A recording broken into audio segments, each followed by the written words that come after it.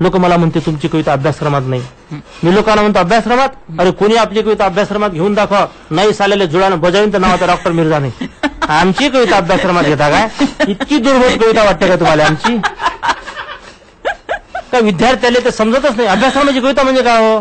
जे विद्यार्थ्याला समजत नाही ते, जे मास्तरले समजत नाही ते, त्यांना आपली गाईड आणायची आणि त्याच्यावरून पाहून शिकवायचं. अरे आमची कविता तड लक्षात येते. आमच्या इथे एक मंत्री आले, स्टेजवर चढले, स्टेज तुटलं, आम्ही त्याच्यावर कविता लिहिली, 2 ओळी लिहिल्या. सामान्य माणूस पतंगीवाणी उडते, मंत्र्याच्या वजनानं स्टेज तुटून पडते. मला सांगा, हे कविता समजावून सांगायला लागते का लोकांना? म्हणजे अभ्यासक्रमासाठी आमची कविता वाटतं का? खबरदार म्हणलं आमची कविता अभ्यासक्रमात घ्याल तर. म्हणजे तुमचे आमचे जीवनातले जे सर्वसाधारण अनुभव आहेत त्या अनुभवांना कवितेत रूप देऊन ते लोकांच्या समोर तुम्ही मांडता. म्हणजे लोकांच्या जीवनाचा आरसा त्यांच्या समोर तुम्ही कवितेच्या रूपानं धरता असं म्हणायला हरकत नाही, नाही का? आता पहा, हे तुमच्या भाषेत पहा काय, पण माझ्या भाषेत तर असं आहे का, मी पैसे घेतो, कविता लिहून देतो. मी लोकांच्या लग्नपत्रिका कवितेतून लिहितो. लग्नपत्रिका कवितेत, 13वीची पत्रिका कवितेत, वाढदिवसाची पत्रिका कवितेत. अमरावती यवतमाळला एक एसटी गुल्हाने नावाचे गृहस्थ आहे, एसटी गुल्हाने. त्यांचे जावई इथं कोर्टात आहे आमच्या नेरला. ते माझ्याकडे आले, म्हणजे घरच्या लोकांची म्हणजे पूर्ण मंडळीची इच्छा अशी आहे का त्याचा 61 समारंभ आहे आमच्या सासऱ्याचा, एसटी गुल्हानेचा, आणि तुम्ही एक हे लिहून द्या पत्रिका. त्या माणसानं मला इतकं हे सांगितलं. मी म्हटलं तुम्ही माहिती ठेवून द्या, उद्या तुमचं घेऊन द्या. ते माहिती ठेवून गेले, परनाटून लिहून दिली. ते आले, मी त्याच्यावर कागद दिला. त्याचे पाहतच राहिले, तुमच्यापाशी यंत्र आहे का? म्हणजे त्याला यंत्र नाही, मंत्र आहे, आणि शेतात संत्र आहे म्हणलं आपल्या. आता याचे पैसे सांगा म्हणजे. म्हणलं काय साहेब, तुमचं व्यक्तिमत्व, या माणसाचं कर्तृत्व, आणि ह्या 10-12 ओळी, आणि त्याचे पैसे. त्या माणसानं जबरदस्तीनं माझ्या पोराच्या हातात 200 रुपये ठेवले. बर, हे कसं आहे माहिती आहे का, ही कविता आहे. आणि तुम्ही तुमच्या कलेची जोपर्यंत पैसे घेणार नाही कलेचे, मला सांगा, हे रविशंकर, हे बिस्मिल्ला खान यांनी जर पैसे नसते घेतले तर काय झालं असतं यायचं? एक कुंचले मारणारा आळवा तेव्हा MF हुसेन, तो सिनेमा काढतो, तो इतके पैसे घेतो, त्यानं तर कॅनव्हास असा लावला की त्याची बोली लागते म्हणते, याच्यावर जे निघन ते माझं. हे कशाच्या भरोशावर गेलं त्यानं? हे तो पैसा घेते म्हणून. नाही ते गल्लोगल्ली फिरतात ना लोक, तुम्ही एक पैसा दोंगे कला जरी अमूल्य असली तरी ते मूल्यवान आहे. मूल्यवान आहे, ही गोष्ट लक्षात ठेवली, त्याची किंमत ठेवली पाहिजे ना. तर पहा, एक कार्यक्रम नावाची कविता आहे. अगदी ही कविता मी तुम्हाला ऐकवतो, यातून माझा जर उर्मटपणा जाणवत असेल तर तुम्ही कापून टाकायची. ठीक आहे. फोन आला मिर्झा साहेब, म्हणजे पैसे का घ्यावे कार्यक्रमाचे, कवितेचे पैसे का घ्यावे? शेवटी प्रत्येक माणूस पोट घेऊन येते, बिना पोटाचा तर कोणीच नाही, त्याला खायला तर उदरभरणासाठी लागलच का नाही. तर मग कवितेचा व्यवसाय करायचा आणि मग चांगल्या कविता लिहायच्या. आणि मला असं वाटतं की ज्या अर्थी तुम्ही आता मुलाखत घेऊन राहिले, लोक पेपरात छापतात, मला अभिरूपने आल्यात उभं करतात लोक, 100 रुपये तिकीटनं लोक मला पाहायला येतात. मग संत एकनाथ महाराज रंगमंदिर औरंगाबादचं असो, का साबू सिद्दीकी पॉलिटेक्निक तुमच्या मुंबईचं असो, की पुणे युनिव्हर्सिटीमध्ये प्राध्यापकांच्या रिफ्रेशर कोर्समध्ये साहेब मी 2 तास शिकून आलो. मॅट्रिक शिकलेला माणूस, MA PhD लोकांना मी शिकून आलो, त्याचे 2 तास घेऊन आलो. आपल्याला हा जो जनसागर आहे याच्यावरच आपण खुश आहोत. तर एक दिवस कार्यक्रमासाठी मी जेव्हा पैसे सांगितले तेव्हा समोरच्या माणूस माझ्यासोबत कडू बोलला. तर मग मी त्याला त्याचं उत्तर दिलं. फोन आला, मिर्झा साहेब कार्यक्रमाला येता काय? म्या म्हणलं खंडीभर कापसाचे पैसे देता काय? तो म्हणे सकाळपासून उपाशी हा का जेवले, एवढे पैसे तुमच्या बापानं हाय का ठेवले? म्या म्हणलं मी मानधन सांगून राहिलो, तो म्हणे मी काही फुकट नाही मागून राहिलो. कवितेचे रसिक तुमच्यासाठी अडले आणि तुम्ही तर एकदम झाडावरच चढले. म्या म्हणलं भाऊ हाच महाधंदा आहे, पैसे नाही भेटले तर म्या खाव काय? योग्य भाव भेटल्याशिवाय वस्तू कशी इकाव आणि स्पर्धेच्या युगात कसं मार्केटात टिकाव? माही कविता म्हणजे शेतकऱ्याचा कापूस नाही, माही कविता म्हणजे आला शेतकरी. माही कविता म्हणजे शेतकऱ्याचा कापूस नाही, गाळपनं झालेला कारखान्याचा ऊस नाही का द्यान ते किंमत घेऊन पदरात, चटणीन भाकर ढकलीन उदरात. कविता म्हणजे असते सरस्वतीचे आसू, मिसळले पाहिजे त्याच्यात लक्ष्मीचे हासू. क्या बात. कविता म्हणजे असते सरस्वतीचे आसू, मिसळले पाहिजे त्याच्यात लक्ष्मीचे हासू. तो म्हणे कवितेचे पैसे तुम्ही मागता, तत्वाच्या गोष्टी मस्त स्टेजवरून सांगता. म्या म्हणलं सारेच धंदेवाईक झाले, कथा कीर्तन कारबी व्यावसायिक झाले. मग म्या मागतले तर काय झाला गुन्हा, असं म्हणताच तो बोललाच नाही पुन्हा. तर ह्या भूमिकेतून लिहितो, ताकाले जाऊन भांड लपवत नाही. मी म्हणतो पैसे द्या, तुम्ही हातावर ठेवा, एका इंजिनिअरिंग कॉलेजमध्ये हा. मी 3 वर्ष आधी गेलो होतो कार्यक्रमासाठी. त्यांनी त्यावेळेचा आकडा धरून मला फोन केला. मी म्हणलं त्याले 2 गुन्हा. ते म्हणे कसं म्हणे तुम्ही ते या हिशोबाने आले होते. आता कसं मला 5वं वेतन लागलं आता. हे 3ऱ्या वेतनाची गोष्ट नका करू. जिथं म्हणलं कर्मचाऱ्याला 5वं वेतन लागते तिथं कवीला 10वं लागत असते. आणि पुन्हा म्हणलं भाऊसाहेब नम्रतेनं सांगतो की बऱ्याच ठिकाणी मला अजून जायचं आहे. तुमच्या कॉलेजमध्ये मी आलो आहे. नवीन कॉलेजमध्ये जाऊ द्या ना, नवीन लोकांशी बोलू द्या ना. नाही म्हणे तुम्ही म्हणाल तेवढे परंतु या. लोकांचंही मन मोठं आहे. लोकांचं आपल्यावर अपरंपार प्रेम आहे. यायचा उतरही कसं व्हावं हे आपल्याला समजत नाही. लोक म्हणते या देशात जातीवाद आहे. मी लोकांना म्हणतो काय जातीवाद आहे पहा बरं. हजारो हिंदू ऐकून राहिले आणि एक मुसलमान बोलून राहिला. किती भयानक जातीवाद झाला पाहा. तर जिथं प्रतिभा आहे तिथं जात नाही. जिथं प्रतिभा आहे तिथं तुम्हाला सांगतो धर्म नाही. जिथं लग्गा आहे तिथं धर्म आला. जिथं मतलब आहे तिथं बाकीच्या गोष्टी आल्या. तर मी तर इतक्याच बाबतीत लोकांना सांगत असतो की पाकिस्तानमध्ये जाऊन आला निदा भाजली. त्याला पत्रकारांनी विचारलं का पाकिस्तानमध्ये परिस्थिती कशी आहे. एका विशिष्ट धर्माचे लोक तिथं आहेत. त्यानं उत्तर दिलं इंसान में हैवान यहाँ भी है वहां भी है. अल्लाह निगेबान यहाँ भी है वहां भी है. हिंदू है मजे में, मुसलमान मजे में, इंसान परेशान यहाँ भी है वहां भी है. क्या बात. परिस्थिती जर सगळ्या ठिकाणी सारखी असेल तर आपण फार मजेत आहोत. भारतातले लोक फार मजेत आहे. भारतातले हिंदू मजेत आहे. भारतातले मुसलमान मजेत आहे. मला लोक खूप प्रश्न विचारतात.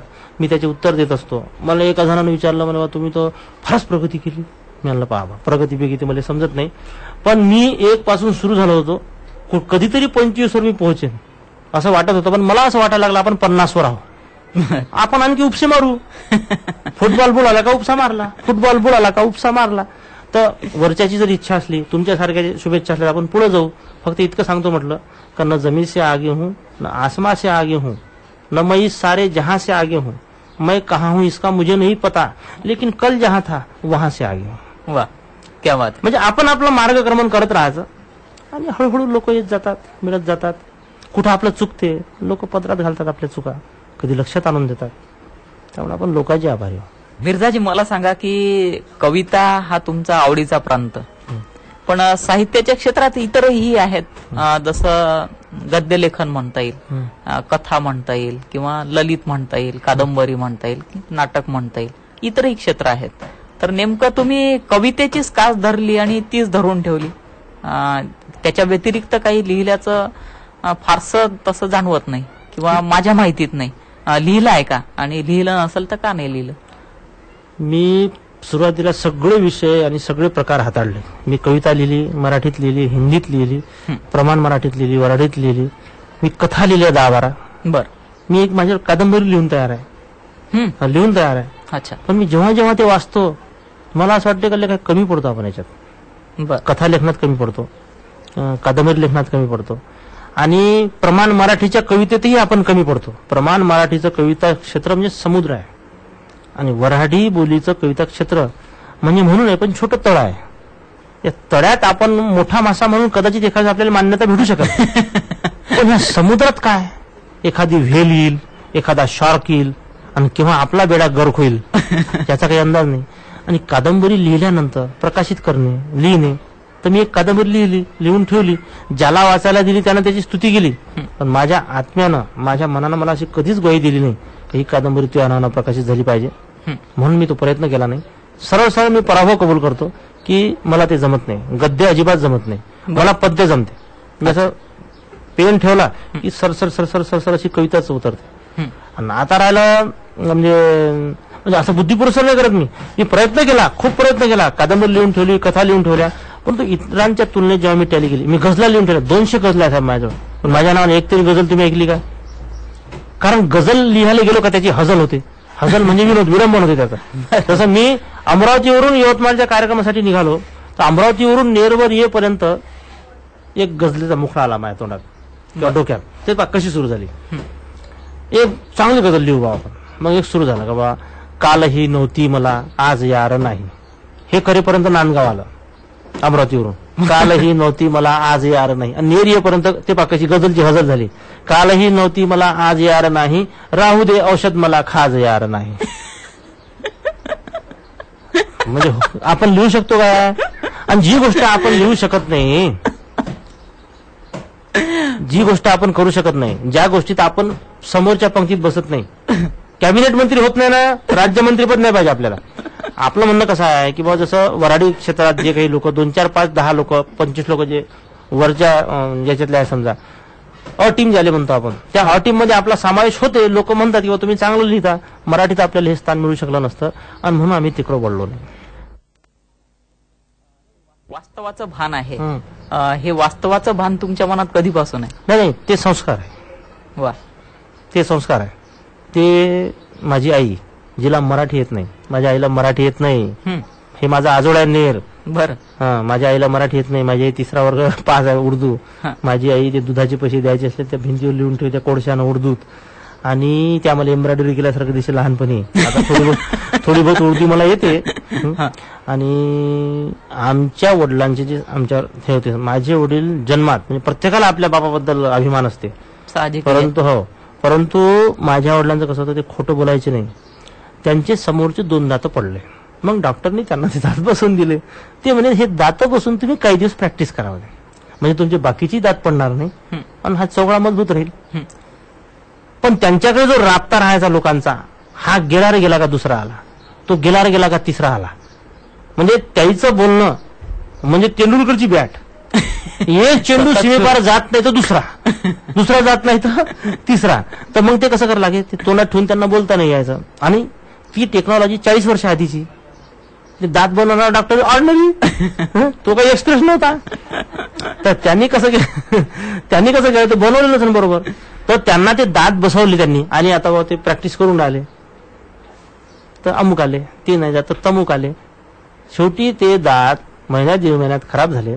त्यांनी नवीन दात काही बसवले नाही, आणि माझे वडील वयाच्या 45व्या वर्षी पूर्ण दात पडले माझ्या वडिलांचे. बर. त्याच्यामुळे म्हणजे ते कसं झालं की आपल्या त्यांचे संस्कार असे होते, त्यांच्याकडे कोणी येऊन बसला, आपल्या तोंडात दात, आणि हे तर प्रॅक्टिस केव्हा करू शकतो आपण. तो बिचारा आपल्याकडे आला, आणि आमच्या वडिलांचं राजकारणातही प्रस्ताव होतं, मग ते दात काढून ठेवून द्यायचे आणि त्या माणसाला रिसिव्ह करायचे, त्याला वेळ द्यायचे पूर्ण, म्हणजे दुसऱ्याचा विचार करायचा. आणि गावातला लहान मुलगा असला तरी त्याच्यासोबत बोलायचं, अरे कोणाचा तू कुठे चालला. तसं माझं, मी लहान मुलांसोबत बोलतो, मुलींसोबत बोलतो. माझ्या मुलाचंही तसंच, माझ्या छोट्या मुलीचंही तसंच, मोठी मुलगी थोडीशी अबोल आहे. तर हे आमचे संस्कार आहे. आमच्या वडिलांनी सांगितलं का खोटं बोलायचं नाही, कोणाचे पैसे बुडवायचे नाही, कोणाचं मन दुखायचं नाही. तर ते संस्काराचा प्रकार आहे.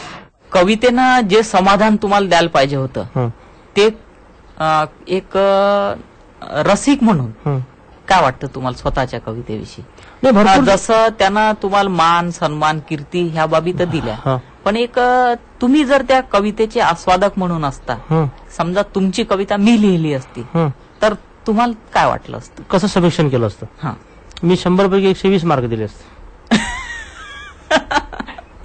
ते कसे? आपला मुलगा, त्याला पोलिओ जरी असला, तुम्ही कुंवारा बाप पिक्चर पहा महमूदचा, त्याचा जन्म गेला लोकांना हसवण्यात, त्याचा कुंवारा बाप नावाचा पिक्चर आहे, त्याचाच मुलगा आहे तो, आता जो गाणे म्हणतो ना तो, असं लोक म्हणतात. त्याचा पोलिओ झालेला मुलगा होता. त्याला असं वाटतं की आपल्या मुलाला का धावता येत नाही, तर त्यानं धावण्याच्या शर्यतीत त्याच्या मुलाला ठेवलं त्या सिनेमात. आणि शेवटी त्या मुलाला धावता आलं नाही, याच्या बापाचं हृदय हा तिथे गेला, त्या मुलाला यानं खांद्यावर घेतलं आणि हा धावायला लागला. मला मेहमूदच्या आतापर्यंतच्या साऱ्या पिक्चर मधला तो पिक्चर आणि तो सीन आवडते, की त्याला असं वाटतं का साला पोराला धावता येत नाही ना, मग आपण धावायचं. मुलाला अपंग असेल ना मुलगा, परंतु इतरांच्या चांगल्या मुलापेक्षाही आपला मुलगा व्यवस्थित आहे असं त्याला वाटायचं. तसं कसं असते, कवी हा असंख्य कवींचा बाप असतो, आणि त्याला आता आम्ही 15-20 बहीण भाऊ होतो, परंतु मी अजून असं नाही पाहिलं का, असं कधीच शंका नाही आली का आपल्या वडिलांचं आपल्यावर जास्त प्रेम आहे, आपल्या भावावर नाही आहे, आपल्या बहिणीवर नाही आहे. त्याला सगळे सारखेच असतात, आणि त्याला असं वाटतं का आपल्या पोरासारखे तर उदीयमान पोरं नाही, म्हणजे सक्सेसफुल नाही, यशस्वी कोणी दुसरं नाही. जसं शेतकरी आहे, त्याचा मुलगा शेतकरीच असतो, पण त्याला कसं वाटतं की नाही बा आपली इस्टेट सांभाळून राहिला, आपलं नाव चालवून राहिला, मग त्याच्यासमोर कलेक्टर काही कामाचा नाही, त्याला कोणता मोठा हुद्द्यावरचा माणूस कामाचा नाही. त्याला असं वाटतं की आपला व्यवसाय जो चालवते, एका नाव्याला 5 मुलं होते, 4ही मोठ्या हुद्द्यावर होते, म्हणजे एक इंजिनियर होता, एक डॉक्टर होता, एक वकील होता, आणि एक त्याचा धंदा करे. तर त्याला एका जणांनी विचारलं का साऱ्याले तर तो उंच आणलं, याले कोण असं ठेवलं. त्याला हे सांगितलं हे सारे बेकार आहे, घर खर्च हात चालून राहिला. तर मी जेव्हा माझ्या कवितेकडे वळून पाहतो तर मला कसं वाटतं का काही कविता तर आपण निरर्थक लिहिल्या, पण काही काही कवितेतून जेव्हा आपण काही सांगण्याचा प्रयत्न करतो, मग ते उठ आता गणपत असो, मेरा भारत महान असो, नवीन वर्षाच्या वरची कविता, इंग्रजीवरची कविता असो, तसं वाटते का आपल्या मनातही नव्हतं हे, आपण तर टोलेटो लावून राहिलो होतो, त्यातून आता काहीतरी साध्य होऊन राहिलं. आणि जेवढे ज्येष्ठ आणि श्रेष्ठ विनोदी साहित्यिक मी वाचले, 4-2 लोकांचा अपवाद जर सोडला, प्रबोधनाची एक ओढ नाही साहेब लोकांच्या साहित्यात. प्रबोधन त्यांना पद्मश्री भेटलं, ते पद्मभूषण झाले आणि नुसती टर उडवली, याची टर उडवली, त्याची टर उडवली. तर आम्ही कसं करतो, टर नाही उडत. तुम्ही माझ्या कवितेत पहा, विनोद जरूर असते, हा एखाद दुसऱ्यावर असलेली त्याची झाक त्याच्यात असू शकते, त्याला पर्याय नाही. परंतु एक तुम्हाला सांगतो की आम्ही आमच्या कवितेतून विनोदासोबत प्रबोधन, समाजाचं चित्रण आणि शक्यतोवर समोरच्याची उडवाची नाही, तर हा एक प्रयत्न करतो. त्याच्यामुळं मला माझ्या कवितेत लोक म्हणतात की तुम्ही समीक्षण करा, तर मी सांगत असतो की समीक्षण करण्यासारखी माझी कविता नाही. पण मला जर कोणी विचारलं की तुम्ही तुमच्या कवितेबद्दल काय, तर मी लोकांना सांगत असतो 100 पैकी 120 मार्क मी देईन, पण ते माझ्या हातात नाही. म्हणजे कवितेनं जे हवं होतं ते सर्व समाधान तुमच्या पदरात अगदी मनमोकळेपणानं टाकलेलं आहे. सवाई दिळीनं आपल्याला अशी अपेक्षाही नव्हती. त्यामुळे मिर्झाजी अत्यंत मनमोकळेपणानं आणि दिलखुलासपणे तुम्ही बातचीत केली. जाता जाता फक्त एखादी आणखी आवडती कविता आमच्या श्रोत्यांपर्यंत जर पोहोचवली तर आभारी रे. कसं असते, शेवटी ऐकणार जर चांगला आहे तर मग बोलणाऱ्याला उत्साह येते. तुम्ही बोलत गेले, मी बोलत गेलो, आणि मी ज्या दिवशी कार्यक्रमात नसतो ना, तो कुठे बसूनच असते. आणि कुठे गेलते मिर्झा साहेब, मग कसं झालं, मग काय झालं, म्हणजे माझं सुरूच असते. आणि आम्ही लोकांशी बोलू तर काही भेटल. परवाच्या दिवशी शिरसगाव नावाचं गाव आहे मोर्शीजवळ, लेहगावजवळ, तिथे गेलो मी. ज्या घरी मी होतो त्या घरचा माणूस 70 वर्षाचा होता. त्याच्या बाजूची एक 8वीतली मुलगी तिच्याजवळ येऊन बसली आणि ती गुलगुल बोलायला लागली. तर त्या मुलीची आजी आली, तर ती काय म्हणे, बुड्यावर लाईन मारून राहिली का म्हणे तू. तर ते पोरगी काय म्हणे, तिथं लय दिवशी मारून राहिली म्हणे मी, पण बुडाच नाही जमत येत म्हणे. हा, तर मग ते बुडी काय, तू काय विचार लग्न करायचं आहे का म्हणे, करून देऊ का म्हणे लग्न. ते म्हणे करून दे म्हणे लग्न. तर ते आजी काय म्हणते, तुझी आयडिया समजली म्हणे मला. हा ठारभर यायला काही नाही म्हणाला हा माणूस. मग तुझी आयडिया समजली म्हणे मला, का हा बुडा मरते 2 वर्षात, आता सारी इस्टेट तुला भेटते. जिथं म्हणे तेलाची धार आणि तिथं येर धार. किती मस्त ओळ सांगते, जिथं तेलाची धार तिथं येर धार. मी ते लिहून घेतलं, मला कमी होऊ शकते आपल्या. तर हे आम्ही असे कण गोळा करतो, लोकांसमोर ठेवतो. आता कविता भरपूर सांगण्यासारख्या आहे, पण एक माझ्या आवडीची कविता मी तुम्हाला ऐकवतो. जसा आपला एक समज असते, जसं आपण घर बांधतो आणि घराची जी परिस्थिती असते, लोक म्हणतात घर बांधून दिलं की मोकळं झालं, स्लॅब टाकला, छपाई केली. मी म्हणतो हे तर 3/4 आहे, 1/4 तर बाजूलाच राहिलं. उलट हे 1/2 आहे आणि ते 1/2 आहे. नंतरचा जो खर्च आहे, तुमचं फिटिंग आहे, तुमचं व्हाईट वॉश आहे, तुमची पंखे आहे, तुमचं फर्निचर आहे, याचं कसं होतं, घरातली मांडणी. हा, घराची मांडणी. तर ते घर नावाची कविता. घरासारखं घर महाग गोष्ट काय नवलाची, मागचं घर टिनाचं, समोरची छपरी कौलाची. लोक म्हणे मिर्झा साहेब सारं जग पाहता, कौरिक्या सडक्या घरामध्ये राहता. कॉलम सिस्टीमची बांधा म्हणे माडी, फिरासाठी घ्या म्हणे गाडी. एक्सप्रेस साऱ्या भारतात धावू द्या, मेहनत म्हणलं होऊनच जाऊ द्या. घर पाडलं, पायवे खोदले, उभे झाले कालम, पैसे संपले, खिसा झाला, मग ढिल्लम ढालम. उदार पादार करून स्लॅब दिला टाकून, एकदाच कसं बस घर दिलं झाकून. छपाई करासाठी कर्ज मग काढलं, याचं त्याचं ऐकून बजेट भलं वाढलं. राहासाठी आलो तर सत्यनारायण केला, निंदाचा एक फेर असा हातोहात गेला. दोस्त म्हणे घराची वाडासाठी शान, इकताना म्हणे आता एक दिवाण. पोराच्या डोक्यात विचार एक शिरला, सिलिंग फॅन लगेच डोक्यावरून फिरला. अलमारी हप्तेवारीनं आणली, फ्रीजचं पाणी प्याले फॅमिली तहानली. बायको म्हणे मायावर प्रेम तुमचं अशीन, आणून द्या लागली तिले मग वॉशिंग मशीन. पोरगी म्हणे पाहिजे कलर टीव्ही आता, व्हीसीआर साठी पोरग मारे लाथा. याच्या त्याच्या समोर पडून शान पासला, घराले आणून प्लॅस्टिक पेंट फासला. कर्जात मी बुडालो, सजवासाठी मकान, घर महा दिसते फर्निचरचं दुकान. पैसेवाले धमकावते, आता तुले तोडतो, बँकेवाल्या हिले मी रोज हातपाय जोडतो. कुठून सुचलं पाप, उभायले फुकाची इनाकारण म्या दुखात टाकली सुखाची. वा लगन पहाव करून कोंबडी रांधून पहाव, खरं सांगते लोक घर बांधून पहाव. वा क्या बात. तर मग अशा कविता असते आमच्या. तर मिर्झाजी, अत्यंत मनमोकळेपणानं बातचीत आणि तुमच्या सुंदर कवितांचा आस्वाद आमच्या श्रोत्यांना आपण करून दिला, त्याबद्दल आपले मनपूर्वक आभार मानतो. धन्यवाद. धन्यवाद.